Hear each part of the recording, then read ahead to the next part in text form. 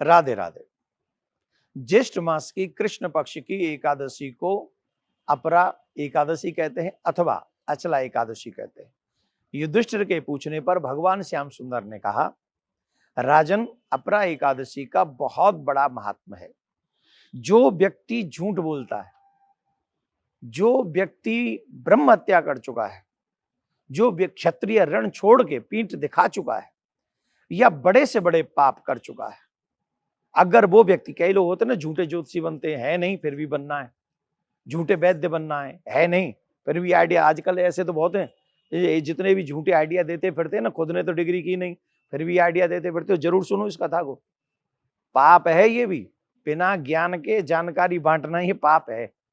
तो जो ऐसे ऐसे झूठ करते बोलते हैं, लोगों को भ्रमित करते हैं, कई जीवन में बड़े अपराध कर चुके हैं, पर स्त्री गमन पर पुरुष गमन कर चुके हैं, अगर ऐसे लोग भी अपरा एकादशी का व्रत करेंगे तो अपरा एकादशी का बहुत बहुत बहुत बड़ा फल है।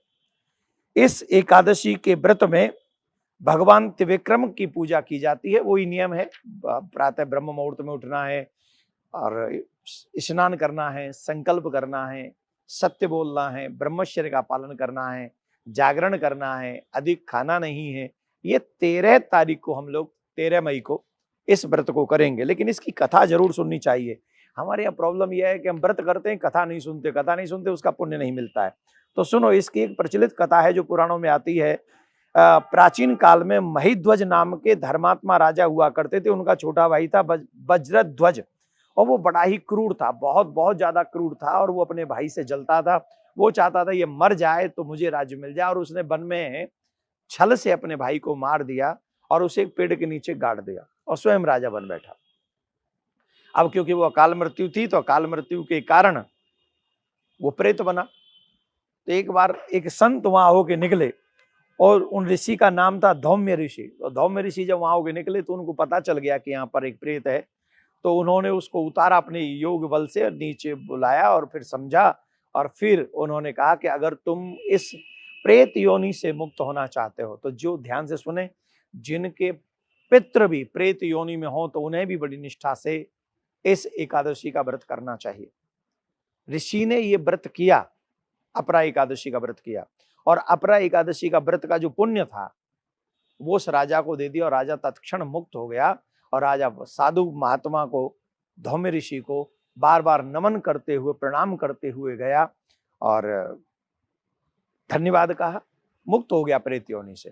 तो 13 मई को हम अपरा एकादशी का व्रत करेंगे। पारायण 14 तारीख को करेंगे। पारायण का जो समय है वो है सुबह 5:36 से 7:45 तक। मेरा एक और निवेदन है आप सबसे, इस वीडियो को ज्यादा से ज्यादा शेयर करना।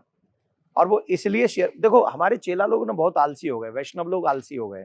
अब क्या करते हैं, कथा भी आधी अधूरी सुनते हैं, यूं यूं यूं कर करके सुनते हैं। नहीं, पूरे दिन तो एकादशी हो तो कथा सुननी ही चाहिए। कथा सुनने के बाद में कथा सुनने और सुनाने का भी इसका पुण्य है।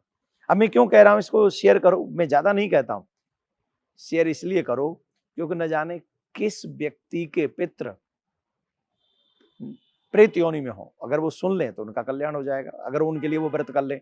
एक और बात, झूठ तो सब बोल रहे हैं, और किस किस प्रकार का झूठ बोल रहे हैं पूछो नहीं।